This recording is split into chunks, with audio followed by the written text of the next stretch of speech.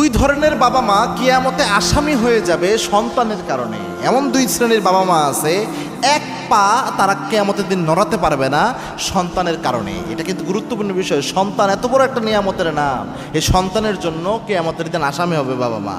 নিজের আমলের জন্য ভাই জাহান্নামে গেলে এটা আলাদা হিসাব, তাও মিনিমাম জাহান্নামীদের অন্তর একটা সান্ত্বনা থাকবে যে আমি জাহান্নামে আসছি, আমি ভুল করছি, দুনিয়ায় অনেক গুনার কাজ করছি, যার কারণে হয়তো আল্লাহ জাহান্নাম দিছে, তাও একটা বুঝ মেনে নিতে পারবে।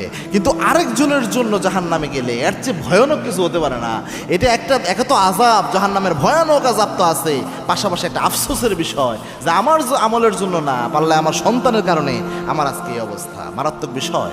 এক নাম্বার হচ্ছে যেই বাবা মারা সন্তানদেরকে বেইনসাফ করে সন্তানদের ক্ষেত্রে, যে এক সন্তানকে বেশি দেয় আরেক সন্তানকে কম দেয়, বড় সন্তানকে ঠকাইয়া ছোট সন্তানকে বেশি দেয়, অথবা ছোটটাকে ঠকাইয়া বড়টাকে বেশি দেয়, এরকম যদি হয় আপনি, হ্যাঁ একটা সন্তান আপনাকে